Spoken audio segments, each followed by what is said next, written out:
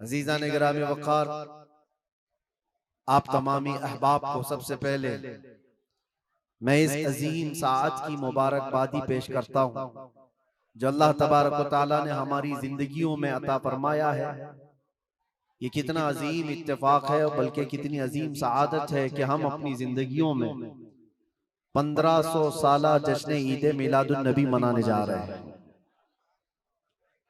अल्हम्दुलिल्लाह, ये रसूल करीम सल्लल्लाहु तआला अलैहि वसल्लम की विलादत बासआदत का 1500 सालाना जश्न ईद मिलाद हम सुन्नियों की किस्मत में मनाने आ गया है।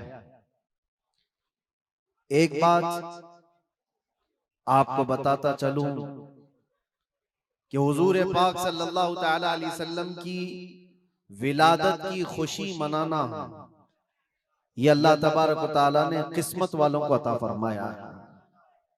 जिसकी किस्मत अच्छी है वो हुजूर पाक के जिक्र से खुश भी होता है, फलता भी है और फूलता भी है, और जिसकी किस्मत फूटी है वो जलता भी है, जलाता भी रहता है। हमें आज उससे गरज नहीं। आप शरीयत के हुदूद में रह करके हुजूर पाक सल्लल्लाहु अलैहि वसल्लम की आमद की जितनी खुशियां मनाएं वो कम है। जितना हुक्म हमें दिया गया है उन सारी खुशियों के साथ आप लोग मियां साल भर में एक बार थोड़ी ना मीलाद मनाने की खुशी है, और एक साल ही नहीं। हमारा मसलक तो ये है कि इस साल ही ईद मिलाद नहीं मनाएंगे, बल्कि हश्र तक डालेंगे हम पैदाइश मौला की थू, और बल्कि ये अपना अकीदा बना करके चलो, दम में जब तक दम है जिक्र उनका सुनाते जाएंगे।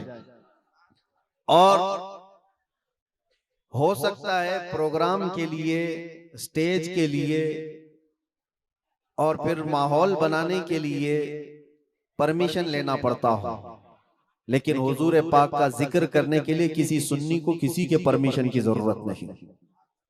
आशिक रसूल उसका अकीदा तो ये है, मैं वो सुन्नी हूं जमीले कादरी, मरने के बाद मेरा लाशा भी कहेगा अस्सलातु वस्सलाम। हमारा तो ये तौर तरीका है। आज सुन्नियों की किस्मत में ये मीलाद की जो घड़ी आई है, सबसे पहले तो मैं गुजारिश करूंगा कि अल्लाह के नबी सल्लल्लाहु तआला अलैहि वसल्लम की बारगाह में वो खिराज अकीदत पेश करो कि ये तारीख बन जाए। बल्कि इस्लाम की तारीख का एक अजीम हिस्सा अभी इस साल आपको मिलने वाला है। पूरी इस्लामी तारीख में ये तारीख बनने जा रही है कि 1500 सालाना जश्न ईद मिलादुन नबी अल्लाह ने हम गुनहगारों को अता फरमाया है। और ये किस्मत नहीं है तो और क्या है मेरे अज़ीज़ों। लेकिन साथ में ये भी मैं आपको बता दूं कि हुजूर पाक सल्लल्लाहु तआला अलैहि वसल्लम की मिलाद की खुशी क्या ये कुरान और हदीस से साबित है भी कि नहीं है, क्योंकि अभी ये 10 दिन बचे हैं 12वीं शरीफ को। एक बात कान खोल करके सुन ले, मैं कुरान और हदीस की दलाइल की तरफ आता हूं बाद में, लेकिन एक बात वजाहत के साथ कहता हूं। हुजूर पाक सल्लल्लाहु तआला अलैहि वसल्लम की विलादत बासआदत 12 रबीउल अव्वल शरीफ को हुई। असह रिवायात और अरजह रिवायात के मुताबिक हर साल हुजूर की विलादत की खुशी हम 12 रबीउल अव्वल को ही मनाएंगे, अगरचे किसी और की तरफ से, डिपार्टमेंट की तरफ से या पुलिस वालों की तरफ से जुलूस किसी और भी दिन निकलता हो, 12 रबीउल अव्वल को 12वीं ही होगी। हुजूर पाक सल्लल्लाहु तआला अलैहि वसल्लम की विलादत 12 रबीउल अव्वल शरीफ को हुई, और ये कयामत तक डेट बदली नहीं जाएगी इंशाअल्लाह। और जो कुरान और हदीस की बात मैं अर्ज कर रहा हूं, सबसे बड़ी बात तो ये है, आप रसूल पाक सल्लल्लाहु अलैहि वसल्लम को खुदा समझते हैं या खुदा का रसूल समझते हैं?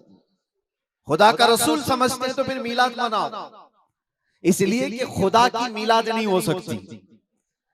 खुदा की मिलाद नहीं हो सकती क्योंकि अल्लाह के बारे में अकीदा क्या है हमारा, लम यलिद वलम यूलद, वो ना किसी से पैदा हुआ ना उससे कोई पैदा होगा। अल्लाह किसी से पैदा नहीं हुआ और अल्लाह के पैदा होने की कोई तारीख नहीं बनाई जा सकती, उसकी मिलाद नहीं हो सकती।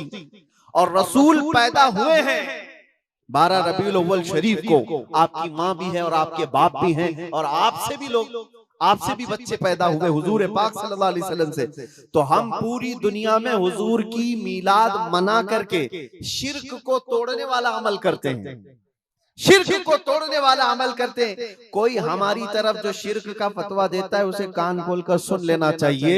मीलाद मनाकर हम बताते हैं हम मोहम्मद अरबी सल्लल्लाहु अलैहि वसल्लम को खुदा नहीं समझते बल्कि खुदा का रसूल समझते हैं। अगर खुदा समझते या खुदा के बराबर समझते तो हुजूर की मीलाद कभी नहीं मनाते, क्योंकि अल्लाह की मीलाद नहीं मनाई जाती तो हम रसूल की भी मीलाद नहीं मनाते। दोनों को अगर बराबर समझते नहीं, हम सुन्नियों का अकीदा यह है, मैं मानता हूं अक्ल वालो मेरा मोहम्मद खुदा नहीं है, मगर दिलों में ये नक्श कर लो कि वो खुदा से जुदा नहीं है। यह हमारा है। रसूल करीम सल्लल्लाहु ताला अलैहि वसल्लम की मीलाद मनाना शिर्क को तोड़ने वाला अमल है, शिर्क को खत्म करने वाला अमल है। और आपको एक बात ये भी बता दूं, हुजूर अकरम सल्लल्लाहु ताला अलैहि वसल्लम की विलादत जिस दिन हुई थी पूरी कायनात में बहुत कुछ तब्दीलियां आई थी, जो सही रिवायात में मौजूद हैं। बहुत तब्दीलियां आई थी। अरब उस वक्त जो रेगजार था, सहरा था, सब्जा देने लग गया, बारिशें बराबर होने लग गई। अरब में आज भी बारिश नहीं होती है, साल में 2-4 बार बारिश के खतरात गिर गए, अलग बात है। मौसम बाज़ाब्ता जैसे बारिश का यहाँ होता है नहीं होता। लेकिन जिस साल हुजूर पाक सल्लल्लाहु अलैहि वसल्लम की विलादत होने वाली, अरब में सब्जे उगने लग गए या बारिश होने लग गई है। और उस साल जो हालात की तब्दीली थी, मुल्क शाम में एक नदी जो सूख चुकी थी वो अचानक जारी हो गई, पानी भर आया। और एक नदी जो हमेशा बहती वो अचानक सूख गई। एक आतिश कदा था 1000 साल से जिसकी आग को बुझने नहीं दिया गया था ईरान के नुजूमियों ने, आतिश परस्तों ने, अचानक वो आग भी गुल हो गई। एक ही दिन में सब चीजें हो रही हैं। और कायनात में ये जो बड़ी बड़ी तब्दीलियां हुई थी, उस दिन एक और तब्दीली, बुत सारे औंधे मुंह गिरे हुए थे। जो 12 रबीउल अव्वल शरीफ का दिन था, ये सही रिवायात से मैं बता रहा हूं, बुत औंधे मुंह गिरे हुए।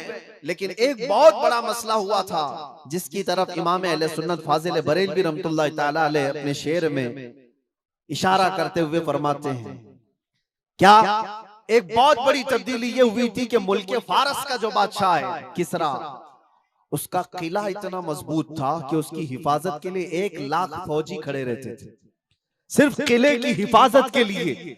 और वो किला इतना मजबूत कि उनका दावा था, उनका चैलेंज था कि इसको कोई तोड़ नहीं सकता, इसको मिटा नहीं सकता। लेकिन 12वीं शरीफ का दिन या सुबह के वक्त अचानक किले के अंदर जलजला आया और दीवार फट गई। और ऐसी फटी कि उसमें से एक आदमी जा सकता है, आ सकता है। आज भी वो शकशुदा दीवार के साथ किला मौजूद है इराक में, जिसको किलातुल किसरा कहा जाता है आज भी। अब आप अंदाजा करें 2000 साल से वो किला आज तक मौजूद है, तो उस वक्त कितना मजबूत रहा होगा। उस वक्त किले के अंदर जलजला आया और तख्त उलट गया, दीवार में दरार पड़ गई। वो दरार आज भी मौजूद है। बादशाह हैरान और परेशान। दूसरे दिन सारे नजूमियों को बुलाया गया और पूछा गया कि ये क्या माजरा है कि इतना मजबूत किला कैसे ये टूट गया, या इसकी दीवार में शगाफ कैसे आ गई है। तो सारे नजूमियों ने अपने इल्म के मुताबिक जो नतीजा निकाला, बादशाह से कहा दर हकीकत ये जलजला आम जलजला नहीं है, ये तेरी दीवार का टूट जाना ये आम सी बात नहीं है। हमारा इल्म ये बता रहा है कि इस रुए जमीन पर अल्लाह का कोई नबी पैदा हुआ है जो तेरी सल्तनत को खत्म करने वाला है। एक बच्चा अरब में ऐसा आया है, आई नई हुकूमत, सिक्का नया चलेगा, आलम में रंग बदला, सुबह शबे विलादत। उस दिन जो हुआ था उसको इमाम अहले सुन्नत क्यों फरमाते हैं, वो एक दिन की बात है ना। हुजूर की विलादत हुई, फारस के किले में क्या हुआ, जलजला आया। हुजूर की विलादत इधर मक्का में हुई और मुल्क फारस में जलजला आया और किले के अंदर दरार आई। अब सुनो, आला हजरत कहते हैं हश्र तक डालेंगे हम पैदाइश मौला की धूम, यानी कयामत तक हम रसूलुल्लाह की मिलाद का जिक्र धूमधाम से मनाएंगे। इसका असर क्या होगा, फारस में तो देखा था किले में जलजला आ गया था, हुजूर के पैदाइश के जिक्र से ही किला हिल गया था। अब हम जब जब जिक्र करेंगे मिसले फारस नजद के किले गिराते जाएंगे। मिस्ले फारस नजद के किले गिराते जाएंगे। आज जिन लोगों के किले गिरते हैं या हिलते हैं वो जिक्र मुस्तफा से ही गिरते हैं, लेकिन उसका हमें कुछ असर नहीं होना चाहिए। खाक हो जाएं अदू जलकर मगर हम तो रजा, दम में जब तक दम है जिक्र उनका सुनाते जाएंगे। अजीजा ने गिरामे वक़ार, मैं बहुत छोटे से वक्त के लिए आपके पास आया हूं, लेकिन एक अजीम मैसेज देकर के कि मीलाद मुस्तफा सल्लल्लाहु अलैहि वसल्लम के मौके पर सारे सुन्नियों को ये चाहिए कि सिर्फ झंडे लगाने और कुमकुमे लगाने और बड़े बड़े नारे लगाने से ही ईद मीलादुन नबी का आप एहतमाम नहीं कर रहे हो, बल्कि हर सुन्नी आशिक रसूल को चाहिए कि वो इस मौसम में नहीं बल्कि पूरी जिंदगी उसकी है, लेकिन इस मौसम में खास तौर पर अपने नबी पाक सल्लल्लाहु अलैहि वसल्लम की सीरत तो पढ़ ले, मेरे आका सल्लल्लाहु अलैहि वसल्लम की बायोग्राफी मालूम हो जाए, हुजूर पाक की जिंदगी को समझ जाएगा। तो मेरे अजीजों, ये हवाओं के झोंकों से उसका कभी कुछ बाल बेका नहीं हो सकता। जो नबी पाक सल्लल्लाहु अलैहि वसल्लम को पढ़ा हुआ है वो तूफानों और आंधियों में अपना मजहब नहीं बदल सकता, वो लोगों की लालच पर अपना दीन का सौदा नहीं कर सकता। ये वही लोग हैं जो दीन के सौदा करते हैं जिन्होंने अपने नबी को नहीं पढ़ा। हुजूर पाक सल्लल्लाहु अलैहि वसल्लम को जिन आंखों ने एक बार देखा है वो सहाबा की जिंदगी तो देख लें, उनको खोलते हुए तेल में भी डाल दिया गया, मगर दामन मुस्तफा से हाथ हटाना तो दूर की बात है, जुबान पर लफ्ज लाना भी उन्होंने कभी गवारा नहीं किया। जानते हो, 3 भाई थे, ये कलयुगी में एक हिकायत लिखी हुई है, 3 सगे भाई थे, एक ईसाई बादशाह ने गिरफ्तार कर लिया, तीनों जवान थे 20 से 30 साल के बीच में, और बादशाह ने कैद करके उनको सबसे पहले क्या कहा, तुम अपना दीन बदल लो, धर्म परिवर्तन कर लो, मोहम्मद अरबी सल्लल्लाहु अलैहि वसल्लम के जो कसीदे गाते हो छोड़ दो। लेकिन देखो, याद रखो, उसमें से जब बादशाह ने ये बात रखी तो उन्होंने कहा नहीं, हमारा दीन इतना सस्ता नहीं है कि हम तुम्हारी कैद में आते ही बदल डाले। उसने कहा अगर तुम बदल लोगे तो मैं तुम्हें अपने वजारत में, सिपाहियों में बड़े मनसब पर रखूंगा। नहीं माना, ठुकराया। बादशाह ने क्या कहा, इसकी सजा तुम्हें भुगतने के लिए तैयार रहनी होगी। तैयार। बहुत बड़े एक कढ़ाई में तेल को लाकर खोलते हुए तेल में उसमें से सबसे बड़े भाई को डालने का हुक्म दिया। बादशाह ने जैसे हुक्म दिया, जल्लाद आया और उन 3 भाइयों में से एक को उठाया और खोलते हुए तेल में डाल दिया। अंदाजा करो, मोमबत्ती पर अगर तुम्हारी उंगली भी लग जाए ना तो चमड़ी जल करके निकल आएगी, और पता नहीं कितने दिन तक इसकी जलन आपको होती रहे। लेकिन एक पकते हुए तेल में डाला जा रहा है, डाल दिया, जिस्म पूरा चरमरा गया। थोड़ी देर गुजरी, 2 भाई और मौजूद, दूसरे को बुलाया गया, देखा तुम्हारे भाई का हश्र क्या हुआ है, तुम अगर बादशाह की पेशकश को कबूल कर लो तो शायद तुम्हारी जान बच सकती है। दूसरे ने मुस्कुराया और कहा, वही शायद उनकी ही जुबान थी जो बरेली से यूं आती है, जिंदगी ये नहीं किसी की किसी के लिए, जिंदगी है नबी की नबी के लिए। मेरे बड़े भाई को जलाने के बाद अब तो तुमने और भी मुश्किल कर दिया है फैसला। मैं इस बात के लिए तैयार हूं कि इससे बड़े तेल में भी मुझे डाला जाए, लेकिन जुबान पर मेरे मुस्तफा के दामन को छोड़ने वाली बात कभी नहीं ला सकता। दूसरे भाई को भी उठाया गया और खोलते हुए तेल में डाल दिया। 2 भाइयों की शहादत हो गई जगह पर ही।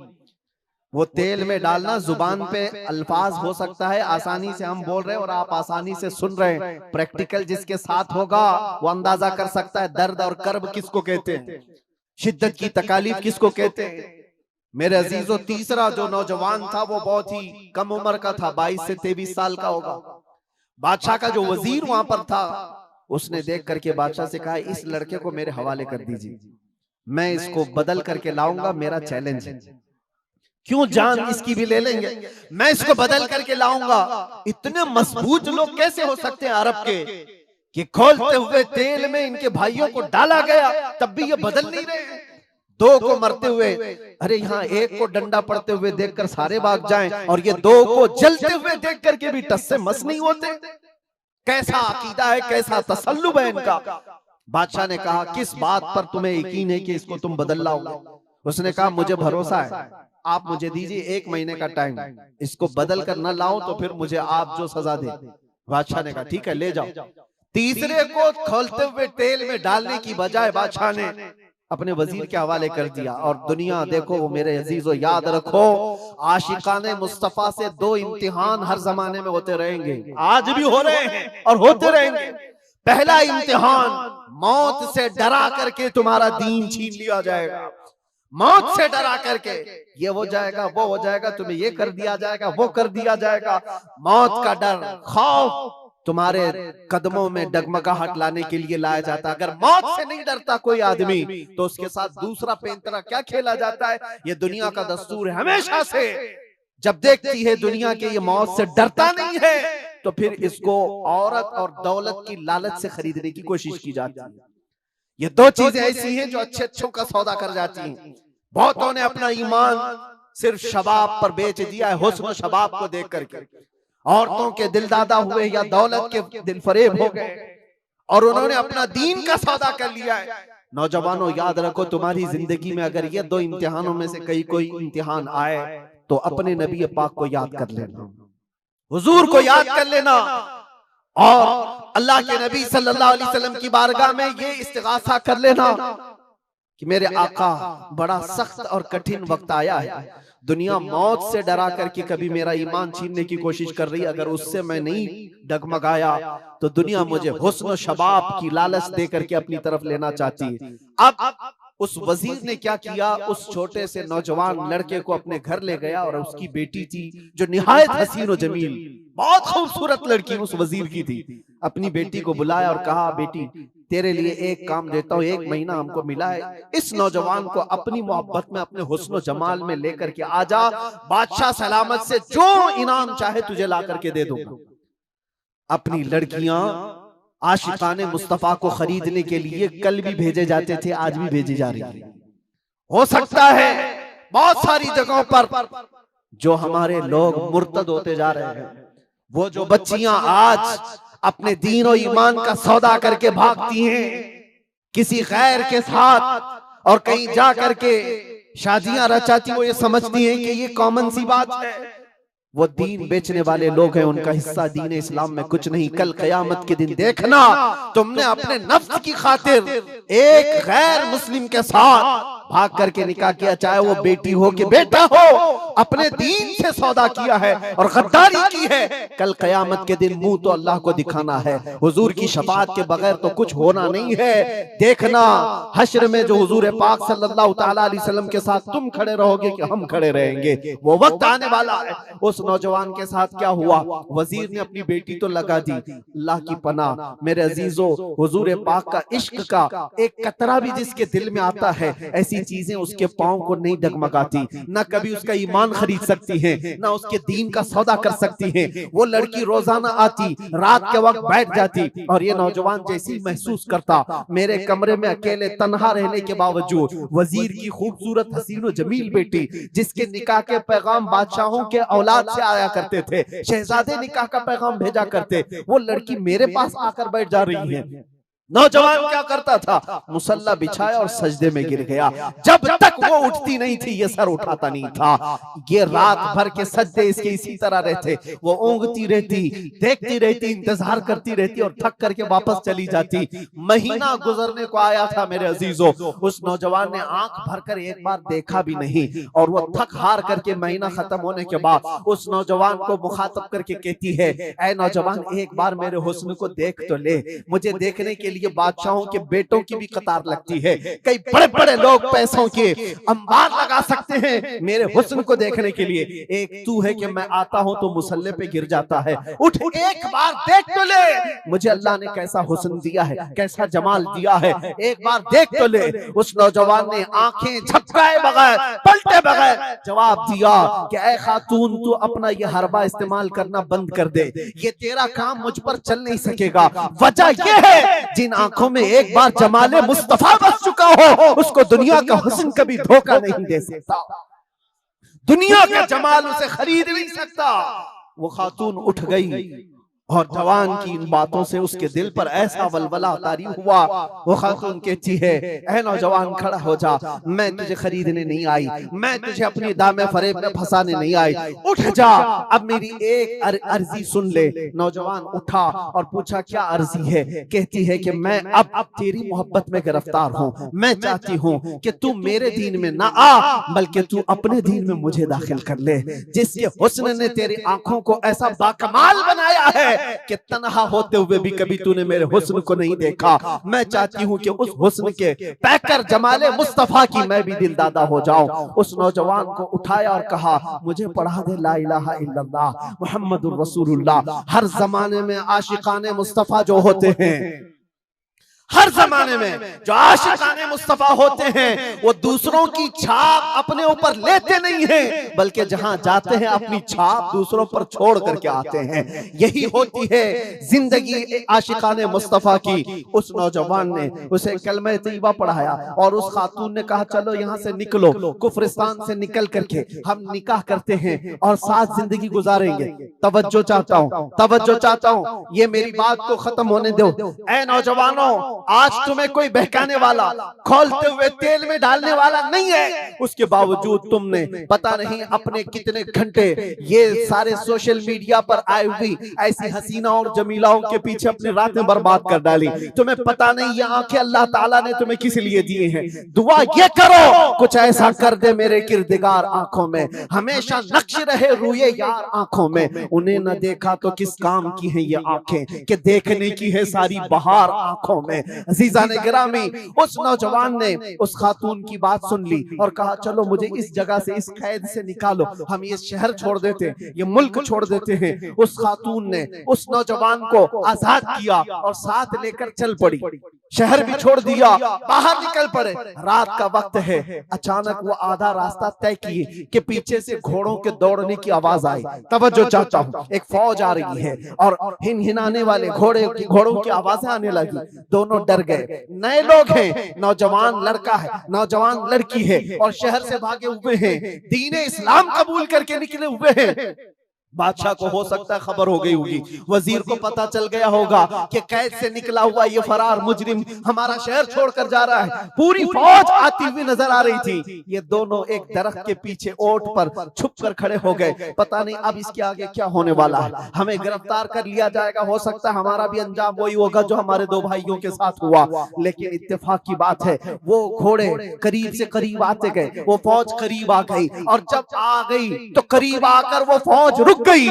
इन्होंने देखा नहीं ये फौज कौन थे, ये लोग कौन थे। दरख्त के पीछे छुपे हुए हैं नौजवान और वो दुशीजा। अचानक आने वाली फौज में से एक गरजती हुई आवाज आती है, नाम लेकर के नौजवान का पुकारा जाता है, ऐ फलां बिन फलां बाहर आ जा, बाहर आ जा। बाहर ये नौजवान आता है तो देखता है बादशाह की फौज नहीं है, वजीर की फौज नहीं है, बल्कि वो दोनों शहीद भाई घोड़े पर सवार है और सारी फौज में रसूलुल्लाह के वो शहीद सहाबा तशरीफ लाए हुए हैं। नारे तकबीर, नारे रिसालत, नारे रिसालत।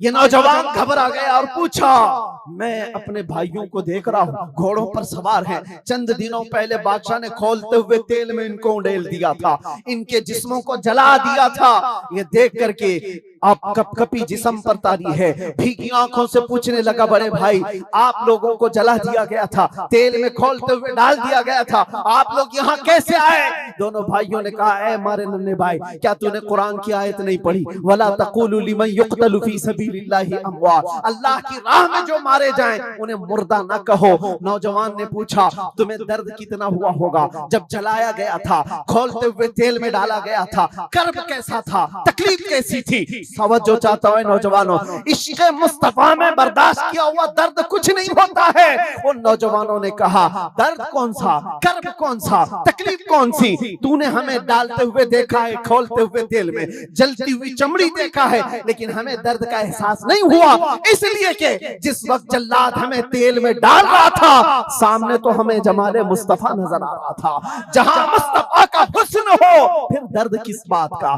कर्ब किस बात का? इसीलिए इसीलिए तो सहाबा का ये नारा था, या रसूलुल्लाह या रसूलल्लाह कुल्लु मुसीबतिन बादका जुललुन, ऐ अल्लाह के रसूल अगर आप हैं तो फिर हर मुसीबत हल्की है, हर मुसीबत छोटी है। ऐ नौजवानों, दुनिया ने खरीदने की कोशिश की है, लेकिन जो जमाले मुस्तफा का दिलदादा है वो दुनिया के हालात से न बिकता है न झुकता है। अपना मिशन ऐसा बनाओ कि तुम्हें 100-500 रुपए में खरीदे जाने वाली कौम का लकब न दिया जाए, बल्कि इकबाल आज से 100 साल पहले कहता था, इकबाल शायर मशरिक, अंग्रेजों ने क्या कहा था हमारे मुतालिक, वो अपने शार में कहा है। अंग्रेज क्या कहते थे? थक गए थे, थक गए थे। आपको क्या पता है हिंदुस्तान की इस आजादी में जितने आज बड़े बुलंद बांग दावे किए जाते हैं, पता है नौजवानों, तारीख याद रखो, 30,000 उलमाए अहले सुन्नत को इन्होंने दिल्ली से लेकर कश्मीर तक हर झाड़ी पर फांसी पे लटकाया हुआ था। 30,000 उलमाए अहले सुन्नत। काला पानी की सजा अंडमान निकोबार में किसको दी गई थी? अल्लामा फजले खैराबादी, इनायत अहमद काकोरवी, जिनकी पीठ की हड्डी तोड़ दी गई थी, खड़े नहीं हो सकते थे। 8-8 साल 10-10 साल तक झुकी हुई कमर के साथ इनको सजाएं दी गई। किफायत अली काफी कौन है? जिनको भरे बाजार में चौराहे पर लाकर अंग्रेजों ने फांसी पर चढ़ाया था। जालिमात तारीख भुला देते हैं, या तारीख के चेहरे पर आज मट्टी थोपने की कोशिश की जाती है और हमारे नौजवान है कि याद नहीं रखते हमारी तारीख। या आशिकाने मुस्तफा थे, अंग्रेजों की नाक में अगर किसी ने दम किया था तो वो आशिकाने मुस्तफा की जमात थी, आशिकाने मुस्तफा की जमात थी। किफायत अली काफी को सूली पर चढ़ा रहे थे, लेकिन जानते उससे पहले किफायत अली काफी एक आलिम दीन, उस आलिम दीन को गिरफ्तार करने के लिए कितने कुत्ते आए थे? 3,000 अंग्रेजों की फौज ने मिलकर के एक आलिम दीन को गिरफ्तार किया था। हमेशा से यही तारीख रही है, हमेशा से। इसलिए कि पता है कि रसूलुल्लाह सल्लल्लाहु ताला अलैहि वसल्लम का शेर 1-2 के काबू में आ भी नहीं सकता। हमेशा घेर कर मारने की आदत कुत्तों की रही। करबला में भी तो यही हुआ, अकेले इमाम हुसैन के साथ सुबह से लेकर दोपहर तक लड़ते रहे। और आपको पता है एक हुसैनी जवान ने 200-200 यजीदियों को मार डाला है, एक ने। तारीख खाली मरने वालों की ना बताओ, शहीद होने वालों की नहीं बताओ, ये भी देखो हुसैनियों ने कितनों को सुलाया है। एक हुर बिन यजीद जो एक रात पहले इमाम हुसैन के पास आकर बैत किए थे, एक रात पहले, और उन्होंने दूसरे दिन जंग शुरू की थी तो 120 लोगों को मारा था। आप अंदाजा करो, एक रात का हुसैनी 120 को सुला सकता है, तो अंग्रेज अच्छी तरह जानते हैं जो पैदाइशी हुसैनियों की तरह को सुला सकता है। सब पता है। किफायत अली काफी को 7 दिन तक गिरफ्तार करके उनके जिस्म पर इस्त्री चलाते थे, गरम इस्त्री चलाते थे, और जब चमड़ी जलती थी तो उस पर नमक छिड़कते थे। और किफायत अली काफी को बार बार कहते, फतवा बदल डालो, आ जाओ हमारे वजारत में, हमारा मनसब ले लो, हर महीने पाउंड दिए जाएंगे, बरतानिया के पाउंड। लेकिन आशिक मुस्तफा डॉलर और बरतानिया के पाउंड पर नहीं बिकता, वो हुस्ने मुस्तफा का दिलदादा होता। 8वें दिन जब उनको फांसी पर चढ़ाया गया था, फांसी कोई आम चीज नहीं है मेरे अजीजों, जिसको सामने देख करके अच्छों की हालत खराब हो जाए। लेकिन किफायत अली काफी फांसी को देखकर कहने लगे थे, कोई गुल बाकी रहेगा न चमन रह जाएगा, पर रसूलुल्लाह का दीन हसन रह जाएगा। सब फना हो जाएंगे काफी वो, लेकिन हश्र तक नाम हजरत का जुबानों पर सुखन रह जाएगा, नाम हजरत का जुबानों पर चलन रह जाएगा। फांसी भी दे दी। ये सारे जो मामलात हुए, आशिकाने मुस्तफा सल्लल्लाहु अलैहि वसल्लम हर जमाने में आजमाए गए।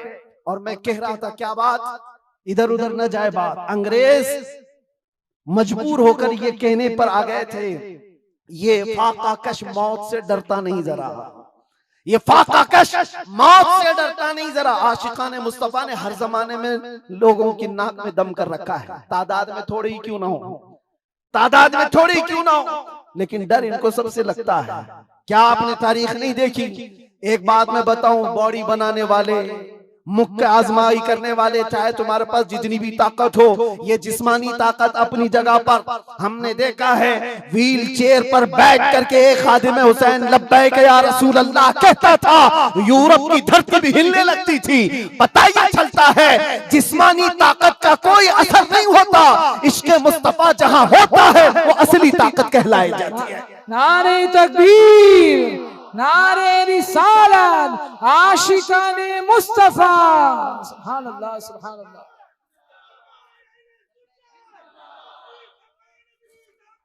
जिंदाबाद, अल्लाह अकबर। आला हजरत, आला हजरत, आला हजरत, आला हजरत, अल्लाह अकबर।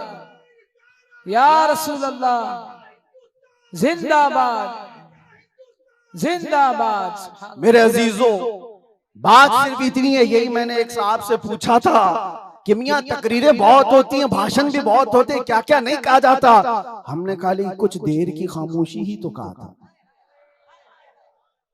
खामोशी कहना क्या इतना बड़ा जुर्म बन गया? वो तो आप सबको भी पता है कहां कहां से हमारे जुलूस निकाले गए, कहां कहां का क्या क्या देखा। बहरहाल मैं वो दास्तानें बताने नहीं आया हूं, लेकिन इतनी बात मुझे आज भी एहसास दिलाती है, ये अल्लाह का करोड़ा एहसान है। तुमने मुझे हथकड़ियां पहनाई है, घुमाया, जहां भी रखा, जिस तरह भी रखा। 8 महीने क्या 8 साल रखते या 80 साल अगर उम्र होती तो रखते, इससे फर्क नहीं पड़ता। डर तो ये था कि चोरी में नहीं ले गया, डकैती में नहीं ले गया, रेप में नहीं ले गया, मर्डर में नहीं ले गया। दुनिया को तुम्हें बताना पड़ेगा इस आलिम को क्यों ले गया, तो तुम पुकार करके यही कहोगे इश्क़ मुस्तफा की बात करता था इसलिए ले गया। सुभान अल्लाह। लब्बैक लब्बैक लब्बैक या रसूल अल्लाह, लब्बैक लब्बैक लब्बैक या रसूल अल्लाह, लब्बैक लब्बैक। हमारा जुर्म यही तो है, दुनिया को तुम्हें बताना होगा क्या जुर्म किया था। अपनों को भी बताओ और दूसरों को भी बताओ। इसलिए मेरे अजीजों, कई मर्तबा ऐसा हुआ कि हमने अपने साहबों से पूछा भी था कि बात क्या है, छोटी सी बात को इतना ज्यादा क्यों बनाया गया। उन्होंने कहा बात छोटी है, लेकिन हमको ऐसा लग रहा है कि कई सालों से जो मरे हुए वो भी खड़े होने लग रहे हैं, कई सालों से जो सोए हुए हैं वो भी उठने लग रहे हैं। हम नहीं चाहते कि इस तरह का माहौल बन जाए, लेकिन याद रखना मेरे अजीजों, इश्क़ मुस्तफा पर बात करना, इज्जत मुस्तफा का चर्चा करना, अगर ये जुर्म है तो ये जुर्म मौत तक 1000 बार हम करते रहेंगे, 1000 बार करते रहेंगे। इसलिए कि इससे कोई समझौता नहीं। हाँ, हम कानून के खिलाफ कोई बात नहीं करते। अगर अपने नबी पाक की इज्जत की बात करना जुर्म है तो ये जुर्म तो हम करते ही रहेंगे, ये करता रहे, हर नौजवान भी करेगा। नामे मुस्तफा लेना कोई जुर्म नहीं है, हुजूर की इज्जत की बात करना कोई जुर्म नहीं है।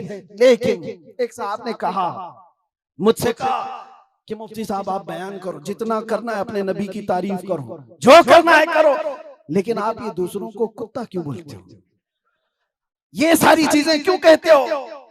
मैंने कहा अगर आपकी माँ को कोई बदकार कह दे, आपकी माँ को कहे कि बदकार है, तो आपको कैसा लगे। तो खड़े हो गए, कहा मेरी माँ को क्यों मिसाल में ला रहे हो, आप मेरी माँ के बारे में मिसाल क्यों दे रहे हो। मैंने कहा अभी तो मिसाल ही दिया, गाली नहीं दिया, खाली मिसाल, सपोज, एग्जाम्पल, इस पर आप इतना भड़क गए। याद रखो मेरे अजीजों, आप अपनी माँ से जितना मोहब्बत करते हैं, करोड़ों माँ से ज्यादा एक सुन्नी आशिक रसूल अपने नबी से मोहब्बत करता।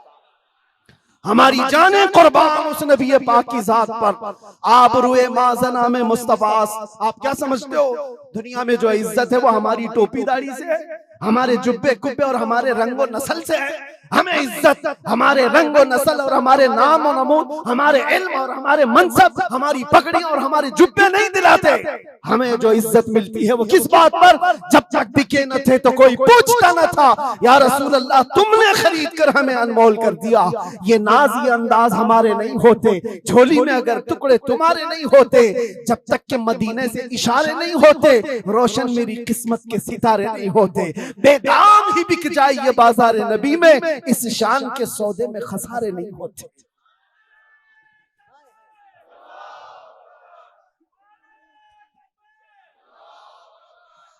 बात मैं अभी खत्म करने आ रहा हूं, बस आप इस बात को अंदाजे में रखो मेरे अजीजों, दुनिया में बहुत आंधियां हैं, बहुत तूफान, और लोग कहते हैं हालात सही नहीं है, हालात सही नहीं है, इसलिए ऐसे चलना चाहिए। हालात तो हुजूर जब ऐलान नबूवत किए थे उस वक्त से लेकर अब तक कभी सही हुए ही नहीं, कभी सही नहीं हुए। क्या बदर में हालात सही थे? उहद में हालात सही थे? खंदक में हालात सही थे? खैबर में हालात सही थे? फतेह मक्का में हालात सही थे? करबला में हालात सही थे? कभी नहीं हुए। तो ये क्या ताना दिया जाता है, ये क्या मसलहत और हिकमत की बात की जाती है? हालात बड़े पेचीदा हैं, हालात बड़े सख्त है मेरे अजीजों। ये क़यामत तक ऐसे हालात रहने वाले। सतीजा कार रहा है अजल से ता इमरोज, शरारे बूलहबी से चराग मुस्तफवी, हर जमाने में ये हालात रहेंगे। आशिक मुस्तफा को इन्हीं हालात में परचम रिसालत बुलंद करके रखना है। वो सहाबा से पूछो जो निकल पड़ते थे, पैरों में चप्पल नहीं और कपड़ों पर पैबंद लगे हैं, एक खजूर की गुठली पर पूरा दिन गुजार लेते थे, फाका कश थे, लेकिन उनसे पूछो क्या उनके लिए हालात सही थे? जब अफ्रीका जा रहे थे, जब यूरोप की कलीसाओं में अजानें दे रहे थे, अफ्रीका के तपते हुए सहराओं में नाम मुस्तफा बुलंद कर रहे थे, उनसे पूछो हालात सही थे? वो कहेंगे कहां के हालात सही थे, उस वक्त भी हालात सही नहीं थे, लेकिन उसके बावजूद उन सहाबा का हाल ये था, दश्त तो दश्त है, दरिया भी न छोड़े हमने, बहरे जुल्मात में दौड़ा दिए घोड़े हमने, आ गया ऐन लड़ाई में गर वक्त नमाज, किबला रूहों के ज़मीन बोस हुई कौमे हिजाज, एक ही सफ में खड़े हो गए महमूद और अयाज, न कोई बंदा रहा न कोई बंदा नवाज। ये सहाबा का मसलक था, उनका मामूल था, टल न सकते थे, जंग में अड़ जाते थे, पांव शेरों के मैदान से उखड़ जाते थे, हक से सरकश हुआ कोई तो बिगड़ जाते थे, अरे तेग क्या चीज है, हम तोप से भी लड़ जाते थे। अजीजा ने गिरामी, आप मजबूती पैदा करो नामे मुस्तफा के साथ। आला हजरत की एक बात बड़ी प्यारी लगी, आप बड़े परेशान थे और ये बात मैं आपको बताकर चलूं, जो इस हक रास्ते पर आएगा उसे समझ करके चलना पड़ेगा, कांटों के रास्ते हैं। ऐसा नहीं कि हर जगह फूल सजाए जाएंगे। लोग ये समझते हैं नामों से रिसालत की बात करें और फिर हलवे पराठे खाते रहे और हम नजराने लेते रहे लोगों के यहाँ जाकर के। लोगों को ऐसा लगता है, आज मैं इस बात की वजाहत करता हूँ, वल्लाह बिल्लाह तल्लाह, कभी मुझे फकीर की कभी ये ख्वाहिश नहीं होती कि लोग मेरे नाम का नारा लगाएं, कभी नहीं। जो नारा लगे वो मेरे मुस्तफा के नाम का हो। हमारी अपनी कोई इज्जत नहीं है, हमारा इस्तेकबाल करना कहीं पर किसी के लिए वाजिब नहीं। आपकी मोहब्बत सर आंखों पर, लेकिन मैं इसका आशिक नहीं और ना ही इसका ख्वाहिशमंद, ना ही बुलंदो बाला इस्तेकबाल के साथ बड़ी गाड़ियों में आना, ये ताम झाम, कभी मुझे इस चीज की ख्वाहिश नहीं रही। और अगर ऐसी ख्वाहिश होती तो इस गली में आकर के आपसे बयान नहीं कर रहा होता। हमने लाखों का मजमा भी देखा है, लेकिन एक बात है, इस रास्ते पर चलने वाले को ये सोच करके चलना होगा कि आजमाइश होगी और इम्तिहान होगा। कई मर्तबा दौलत से खरीदे जाने की कोशिश की जाएगी, माल और मनसब दे करके, या कभी हुस्न शबाब दे करके, या कभी मौत की धमकी दे करके। ये सारी चीजें हमने देखी हैं अपनी जिंदगी में, बहुत छोटी जिंदगी में मौत की धमकी भी दी गई है। और मुझसे एक आ गया था कि अगर छूट गए तो ये समझ लेना कि दूसरा अवतार मिला है आपको। हम तो खैर अवतार देने वाले तुम नहीं हो, रज़्ज़ाक़ हकीकी अल्लाह रब्बुल इज्जत, जब तक वो न चाहे तुम्हारी सारी कायनात मिलकर के मेरा बाल बेका नहीं कर सकेगी। और अगर अल्लाह तबारक व तआला चाहे तो मच्छर और चूंटी से भी मौत हो सकती है, अल्लाह ना चाहे तो मोदी योगी से भी कुछ नहीं होता। अल्लाह अगर ना चाहे, अल्लाह अगर ना चाहे फिरौन और नमरूद से भी कुछ नहीं होता। और अगर अल्लाह चाह ले तो मच्छर से नमरूद भी मर सकता है और पानी से फिरौन भी हिलाक हो सकता है। हमारा अकीदा ये है, हमें उस बात का डर नहीं है, हमारी जिंदगी जब तक लिखी हुई है वो रहेगी और मौत आनी है तो आनी है। लेकिन इतना याद रखो मेरे अजीजों, क्या ही खूब है बिस्तर पर पांव रगड़ रगड़ करके मरने से बेहतर है कि नामे मुस्तफा बुलंद करके दुनिया से जाए। बुज़दिलों के साथ जाने से बेहतर है आशिकों की जमात में जाए। और आजमाइश तो होगी, इम्तिहान तो होगा। सहाबा के साथ क्या नहीं हुआ, उनके माल, उनकी औलाद, उनके घर बार सब लूट लिए गए थे मक्का में। आजमाइश ऐसी थी कि वो पूरा पूरा दिन एक खजूर की गुठली पर गुजारा करते थे।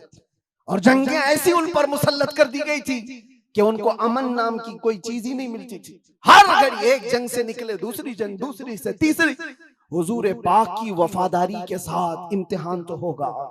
आज मिलाद मुस्तफा है, नबी करीम सल्लल्लाहु ताला अलैहि वसल्लम के 1500 साला जश्न ईद मिलाद की हम तैयारियों में अपने ईमान को मजबूत करो, अपने अकीदे को मजबूत करो, इश्क़ रसूल इतना बढ़ा लो।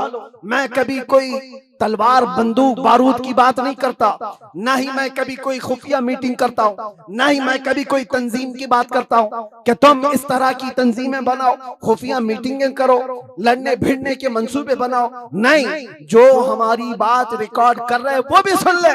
मैंने कभी नौजवानों को लड़ने भिड़ने के लिए तैयारियां करने की कभी बात नहीं की। अरे मियाँ, मैं तो ब्लेड और चाकू की भी बात नहीं करता, प्लास्टिक की भी नहीं बात करता। मैं सिर्फ ये चाहता हूँ सर से लेकर पैर तक इश्क़ मुस्तफा में ऐसे ढल जाओ जिस गली से गुजरो मदीने की खुशबू आने लगे। तुम्हारा चलना फिरना कई कीड़ों की मौत का सबब बन जाएगा। आपको किसी हमले की जरूरत नहीं, आपको किसी पर अटैक करने की जरूरत नहीं। अपने दिल के अंदर इश्क़ मुस्तफा ऐसा बिठाओ, ऐसा बिठाओ। हमने देखा है मेरे अजीजों, हमने तन्हाई में बैठ के भी दिन गुजारे हैं और कई ऐसों के बीच में भी बैठ के दिन गुजारे हैं। हमारी अपनी तारीफ के लिए नहीं कह रहा, जहां ऐसे क्रिमिनल लोगों के बीच बैठते थे जो 20-20 साल से क्राइम में मुब्तला हैं, छोटे मोटे नहीं, मर्डर भी, रेप भी, ड्रग्स भी, सब उनके बीच बैठ करके देखा है। जब हुजूर पाक की बात की जाती है तो उनकी आंखों में भी आंसू आते हुए देखा है और तौबा करते हुए भी देखा है, रमजान में तरावी पढ़ते हुए भी देखा है। मैंने ये महसूस किया है दुनिया का एक ही इलाज है, इस उम्मत का एक ही इलाज है, वो मेरी बात का आखिरी हिस्सा है। इस दुनिया का एक ही इलाज है कि मोहम्मद से वफा तूने तो हम तेरे हैं, ये जहां चीज है क्या लौह कलम तेरे हैं, लब्बैक या रसूल अल्लाह। मौजज़ात मुस्तफ़ा सल्लल्लाहु अलैहि एक एक चीज हुजूर सल्लल्लाहु ताला अलैहि वसल्लम की जिंदगी पूरी कायनात को आज भी चैलेंज कर रही है, आजिज करके रखी है। तू कौन सी खेती से निकलकर बराबरी का दावा करता है? हुजूर अकरम सल्लल्लाहु ताला अलैहि वसल्लम की जात सुतूदा सिफात, अल्लाह के नबी सल्लल्लाहु ताला अलैहि वसल्लम के बचपन की बात लेते हैं। आज पैदा हुए, मिलाद मुक़द्दस है और जमाने रसूल सल्लल्लाहु ताला अलैहि वसल्लम में यानी विलादत के जमाने में मक्का का माहौल था कि बच्चे परवरिश के लिए दायाओं के पास दे दिए जाते थे। वजह यह थी कि बच्चा शहर की गहमा गहमी से दूर रहे, उसकी जुबान महफूज रहे। देहात वालों की जुबानें वहां अच्छी होती थी, अरबी, और शहर में होता यह था कि हर जगह के लोग मक्का में आते थे, मिक्स ना हो जाए। तो मक्का वाले खास तौर पर अपने बच्चों की जुबान की हिफाजत के लिए शुरू के चंद दिन किसी दाया के पास रखते थे। रसूल करीम सल्लल्लाहु ताला अलैहि वसल्लम जब पैदा हुए, ये वही जमाना है जब बनु साद कबीले की दाया औरतें हैं। एक कबीला है जिस कबीले की सारी खवातीन बच्चों को पालती थी और 2 साल के बाद ले जाती तो भारी मुआवजा मिलता था, उजरत मिलती थी, वो पैसों पर दूध पिलाती थी। इसी एतबार से बनु साद कबीले की खवातीन मक्का में आई। उन्हीं खवातीन में एक हलीमा सादिया भी हैं। वो कहती हैं जब मक्का पहुंचे मेरी ऊंटनी लंगड़ी थी, जिसकी वजह से मैं ताखीर से पहुंची। सारी औरतें मक्का में जो नौमौलूद बच्चे थे सबके पास गईं और उनसे भावताव किया, मुआवजा तय किया और बच्चे ले ली। हजरत हलीमा सादिया कहती हैं मैं ताखीर से पहुंची, तकरीबन बच्चे जा चुके थे, एक बच्चा बाकी था, वो आमिना का दुर्रे यतीम था। मैं वहां आई, मैंने देखा और उसके बाद पूछा कौन है इस बच्चे का सरपरस्त। कहा बच्चे की विलादत से 6 माह पहले ही इसके वालिद का विसाल हो चुका है। हलीमा कहती है मैं छोड़कर बाहर चली आई। मैं निकल आई कि बाप है नहीं बच्चे का, मैं अगर दूध पिला भी दूं 2 साल के बाद मुझे उजरत देगा कौन, कौन मुआवजा देगा? वो कहती है फिर पूरा मक्का छान मारी, लेकिन अब कोई बच्चा नहीं मिला। शाम हो गई थी, शोहर साथ में था। हलीमा सादिया से शोहर ने कहा ऐ हलीमा, खाली हाथ जाने से बेहतर है कि वो यतीम को साथ ले जाए, यतीम दुर्रे यतीम है, साथ ले जाए। हलीमा सादिया कहती है मैं दोबारा वापस आमिना के घर आई। आमिना रज़ी अल्लाह ताला अन्हा कहती हैं ऐ हलीमा, सुबह तुम बच्चे को देख कर गई थी, फिर वापस आई। कहा हाँ हम खाली हाथ जाने से बेहतर समझती हैं कि इस दुर्रे यतीम को ले जाएं। हजरत आमिना ने कहा ले जाना चाहे तो ले जाओ, लेकिन तुम्हारी उम्मीदों के मुताबिक हम मुआवजा नहीं दे सकेंगे, तुम्हारी उम्मीदों के मुताबिक हम उजरत नहीं दे सकेंगे। आमिना ने कहा, हलीमा सादिया ने कहा ठीक है, अब खाली हाथ न जाने का हमने अहद किया है, बच्चे को ले लेते हैं। हलीमा सादिया उस वक्त तक बच्चे को अपने गोद उठाई नहीं थी, सिर्फ देख करके गई थी। गोद में जब लिया, हलीमा सादिया कहती हैं मेरे पेशानी से लेकर तलवों तक ठंडक पहुंच गई थी। पहली मर्तबा गोद में लिया, उसके बाद उसके शौहर हलीमा सादिया के साथ वो बाहर आई। कहती हैं कि मेरी सारी साथियां, मेरी सहेलियां जो बनु साद कबीले की खवातीन थी वो जा चुकी थी और सारे सफर पर थी। मेरी ऊंटनी लंगड़ी और फिर ताखीर भी अलग, मैं बच्चे को लेकर के उसी लंगड़ी ऊंटनी पर बैठी। अल्लाह अकबर, ये पहला मौजज़ा मेरे आका का है। ऊंटनी जो लंगड़ी थी बिल्कुल सेहतयाब हुई और इतनी तेज दौड़ने लगी, इतनी तेज। हलीमा सादिया कहती हैं बनु साद कबीले में सबसे पहले मैं हाजिर हुई। मेरा बच्चा जिसको मैं लेकर आई थी अब्दुल्लाह का दुर्रे यतीम, सबसे पहले बनु साद में हाजिर हुई। और काफी देर के बाद दूसरी सहेलियां हमारी बच्चों को ले आई। उन्होंने आते ही हमसे पूछा हलीमा तेरी ऊंटनी तो लंगड़ी थी, तेरी ऊंटनी कमजोर और लागर थी, तू पीछे रह गई थी, इतनी तेज कैसे आ गई? हलीमा सादिया कहती हैं हाँ ऊंटनी मेरी लंगड़ी थी लेकिन सवार बहुत ही आला था। जैसे ही ये बच्चा इस ऊंटनी पर सवार हुआ, न जाने इसमें ताकत कहां से आई, सबसे पहले मैं हाजिर हुई। सारी औरतों ने महसूस किया ये एक मौजज़ा नहीं, बनु साद जो कबीला है वो आज भी है ताइफ के करीब, आज भी वो कबीला है हलीमा सादिया का कबीला जिसको बनु साद कहते हैं। उस कबीले वालों का बयान है कि ये रात ऐसी थी, पूरे बनु साद कबीले की बकरियों के दूध से थन भर चुके थे, सारे कबीले वालों की बकरियों के थन दूध से भर चुके थे। हलीमा सादिया कहती हैं जब मैं बच्चे को घर में ले आई तो अजीब सी राहतें और बरकतें और हवाएं चलने लगी। लोगों ने महसूस किया आज तक बनु साद कबीले में ऐसी खुशगवार हवाएं आई नहीं थी, लेकिन लोगों ने बाद में ये महसूस किया ये हलीमा सादिया के घर जो बच्चा आया है उसी की बरकतें हैं। एक के बाद दीगरे लोगों ने मौजिज़े देखे भी। हलीमा सादिया की जो बेटी है शैमा, जो हुजूर सल्लल्लाहु अलैहि वसल्लम की दूध शरीक बहन है, हुजूर की दूध शरीक बहन है, वो कहती हैं मैं मोहम्मद सल्लल्लाहु ताला अलैहि वसल्लम को गोद में लेकर रात में बैठती थी। 1 साल के नहीं थे, 9 माह के थे जब मैं गोद में लेकर बैठती थी। तारीक रातें हों या उजाली रातें हों, खुले आसमान के नीचे में आकर बैठती। मोहम्मद अरबी सल्लल्लाहु अलैहि वसल्लम की परवरिश में हलीमा का घराना लगा है। कहती हैं हम मालदार नहीं थे, खेल खिलौने वाली चीजें हमारे घर नहीं होती थी, लेकिन शैमा कहती हैं जब मोहम्मद मेरी गोद में होते रात को 14वीं का चांद चमक रहा होता और मोहम्मद सल्लल्लाहु अलैहि वसल्लम गोद से उंगली को यूं उठाते, चांद इधर चला जाता, कभी चांद इधर जाता, गोद में उंगली जिस तरफ करते वो चांद उधर ही झुक जाता था। आला हजरत इमाम इश्क व मोहब्बत फाजिल बरेलवी रदी अल्लाह ताला अन्हु यूं फरमाते हैं चांद झुक जाता उधर, उंगली उठाते महद में, क्या ही चलता था इशारों पर खिलौना नूर का, क्या ही चलता था इशारों पर खिलौना नूर का। सुबह तैबा में हुई बटता है बाड़ा नूर का, सदका लेने नूर का आया है तारा नूर का। अजीजा ने गिरामी, खिलौना बना है कौन? जिससे पूरी दुनिया आज तक खेल ना सकी, वो मोहम्मद अरबी सल्लल्लाहु अलैहि वसल्लम का खिलौना बना है। ये मेरे आका सल्लल्लाहु अलैहि वसल्लम के मौजज़ात, गोद के मौजज़ात हैं, गोद के मौजज़ात हैं। अब मैं यहां पर एक बात ये बताना चाहता हूं, उन लोगों के जहन को मैं साफ करना चाहता हूं जो लोग ये कहते हैं हुजूर सल्लल्लाहु ताला अलैहि वसल्लम 40 साल के बाद नबी बनाए गए, 40 साल के बाद नबी बनाए गए। बहुत सारे लोगों ने किताबों में भी लिख दिया। मेरे अजीज बात को समझा करो, नबी बनाए गए ये जुमला तवज्जो, और हमारा अकीदा ये है 40 साल के बाद हुजूर ने अपने नबी होने का ऐलान फरमाया। नबी बनाए गए अलग चीज है, वो नबी कब बनाए गए थे ये खुद रसूल पाक से पूछो, आप कब नबी बनाए गए थे? इनकी किताबों से नहीं पूछेंगे, हम हुजूर से पूछते हैं। मेरे आका फरमाते हैं कुन्तु नबिय्यन व आदम बैनल माई व तीन, मैं तो उस वक्त भी नबी था जब आदम को पानी और मिट्टी में गूंधा जा रहा था।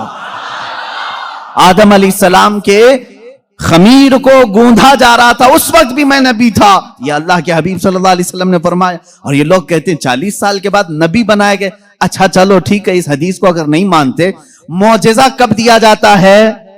मौजेजा कब दिया जाता है? जब नबी अपनी नबूवत को जाहिर कर दे, उसे लोगों को कायल करना रहता है, ईमान की तरफ बुलाना होता है, अपनी हक्कानियत की दलील पेश करनी होती है, तब नबी मौजेजा दिखाएगा। यहां मोहम्मद अरबी सल्लल्लाहु अलैहि वसल्लम गोद में जो मौजेजे दिखा रहे हैं, हलीमा सादिया के घर जो मौजेजे दिखाए जा रहे हैं, तुम्हारे कौल के एतबार से 40 साल के बाद नबी हुए थे ना, तो मौजेजे तो 40 साल बाद दिखना चाहिए। हलीमा सादिया की गोद में जो मौजेजे दिख रहे हैं, इससे पता चलता है वो पैदाइशी नबी थे। ऐलान का हुक्म 40 साल के बाद अल्लाह ने दिया। वो नबी नबूवत लेकर के दुनिया में आए। अजीजा ने गिरामी, ये मौजेजात की इब्तिदा हलीमा सादिया के घर से हुई, और उसके बाद एक दो नहीं कई मौजेजे। हलीमा सादिया रज़ियल्लाहु तआला अन्हा की बेटी शैमा कहती हैं 2 साल की उम्र से पहले ही हुजूर पाक सल्लल्लाहु तआला अलैहि वसल्लम आम इंसानों की तरह बड़े नहीं हुए हैं।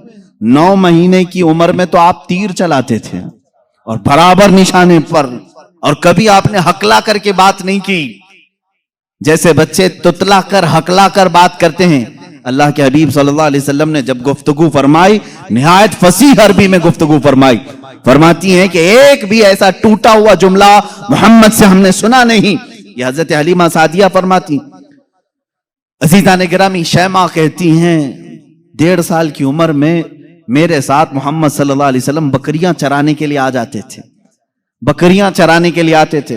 वो कहती हैं जब बकरियां चराने के लिए मोहम्मद सल्लल्लाहु अलैहि वसल्लम जाते थे, जंगल में या सहरा में, जहां पर भी मामला, वो कहती हैं मैं एक आध बकरी को लेकर जाती, लेकिन मोहम्मद सल्लल्लाहु अलैहि वसल्लम के साथ सारी बकरियां होती। फर्क ये था कि मैं धूप में चरा रही होती, लेकिन हमेशा मोहम्मद सल्लल्लाहु अलैहि वसल्लम पर बादल का एक टुकड़ा साया बना रहता था, हमेशा छांव रहती थी। कभी धूप बराए रास्त उनके रुखसारों को नहीं मारती, उनके रुखसारों पर नहीं पड़ती। यह हज़रत शैमा कहती हैं, हलीमा सादिया की बेटी कहती है एक दिन ऐसा हुआ, मोहम्मद अरबी सल्लल्लाहु तआला अलैहि वसल्लम 1.5 साल या 2 साल की उम्र के आसपास हैं। अचानक 2 लोग आए और उनको कोई पहचानता नहीं था। मोहम्मद अरबी सल्लल्लाहु तआला अलैहि वसल्लम को उन्होंने एक दरख्त के नीचे लिटाया और उनका सीना चाक कर दिया। हुजूर पाक सल्लल्लाहु अलैहि वसल्लम का, वो घबराई हुई भागती हुई अपनी मां के पास आई। 2 साल की उम्र थी जब मेरे आका सल्लल्लाहु अलैहि वसल्लम की हलीमा सादिया की बेटी या बेटा जो हुजूर के दूध शरीक थे, वो दौड़ते हुए मां के पास आए और कहा अजीब एक बात हमने देखी मोहम्मद सल्लल्लाहु अलैहि वसल्लम के साथ, कि कोई अनहोनी 2 शख्सियात आई, उन्होंने गिराया है और सीना चाक कर दिया है। अल्लाह ना करे कि मोहम्मद के साथ कुछ बुरा ना हो जाए। वो घबराए हुए थे। हजरत हलीमा कहती है मैं दौड़ती हुई उस मकाम पर पहुंची, जाकर के देखा दरख्त के साये में वो आराम कर रहे थे, कोई लोग नहीं थे, कोई शख्सियात नहीं थी। हलीमा सादिया ने देखा वाकई सीने के ऊपर कुछ निशानात नजर आ रहे थे। उठाया और पूछा कि क्या बात है। मोहम्मद अरबी सल्लल्लाहु अलैहि वसल्लम ने फरमाया अल्लाह के 2 फरिश्ते आए थे, उन्होंने मेरा सीना खोला और दिल निकाला, जन्नत से लाए हुए तश्त में जो ईमान और हिकमत से भरा हुआ था, मेरे दिल को उसमें रखा और उसके बाद फिर मेरे सीने पर रखा और फिर बंद कर दिया और वो चले गए। इसलिए कि बचपन में आने वाली आम इंसानों की खसलतें इस नूरे खुदा महबूबे खुदा के दिल में कभी ना आए। उन्होंने सारे वसवसों को मेरे पाक कर दिया। ये 2 साल की उम्र में शक्के सदर का मौजज़ा इसको कहते हैं। क्या कहते हैं? शक्के सदर, सीना फट जाने वाला। ये जो मौजज़ा है हुजूर पाक सल्लल्लाहु अलैहि वसल्लम की जिंदगी पाक में 4 मरतबा इस तरह से हुआ। सीना शक हुआ, फरिश्तों ने आपका दिल मुबारक निकाला, जन्नती पानी से और जन्नत की नूर और हिकमत से भर दिया। मेरे अजीजों, फिर मैं सवाल करता हूं, तुम तो कहते हो 40 साल बाद नबी हुए, फिर ये मौजज़ा 2 साल की उम्र में कैसे पेश आया? मौजज़ा नबूवत के बाद मिलना चाहिए। नबी होने वाला अपनी नबूवत की दलील के लिए लोगों के सामने मौजज़ा पेश करता है। ये तो मैंने बचपन के वो हालात बताए। मेरे आका सल्लल्लाहु ताला अलैहि वसल्लम के इन हालात को देखकर हलीमा सादिया घबरा गई और फिर वापस वो मक्का लेकर के आई। अल्लाह के हबीब सल्लल्लाहु ताला अलैहि वसल्लम हजरत आमिना के घर रहे। यहाँ के जो आपकी जिंदगी पाक के अय्याम हैं वो फिर अगले किसी मौजू पर मैं अर्ज करूंगा। आज मौजज़ाते मुस्तफ़ा हमारा मौजू सुखन है। अल्लाह के नबी सल्लल्लाहु ताला अलैहि वसल्लम के कमालात और मौजज़ात बयान से बाहर हैं, बयान से बाहर है। किस चीज में आपने मौजज़ा नहीं दिखाया? दरख्तों में हो, पत्थरों में हो, जानवरों में हो, परिंदों में हो, मुर्दों में हो, आसमान के तारों, चांद, सूरज में हो, किस चीज में मौजज़े मेरे आका के नहीं है? हर चीज में। और रिज्क में वसाअत और बरकत के इतने मौजज़े हैं कि पूरी किताब उस पर लिखी गई।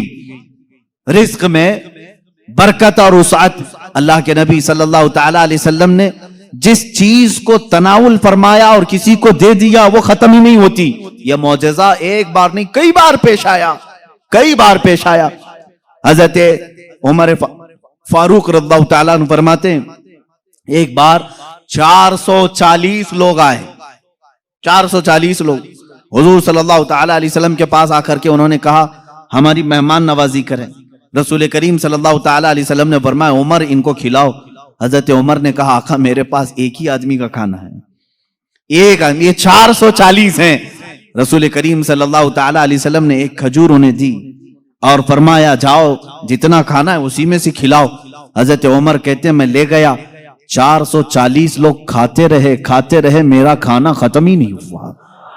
वो खाकर चले भी गए, मेरा घर पूरा खा लिया, फिर भी खाना बाकी रहा। ये रिस्क में बरकत और वसाअत के एक नहीं बेशुमार मौजज़े हैं मेरे आका के।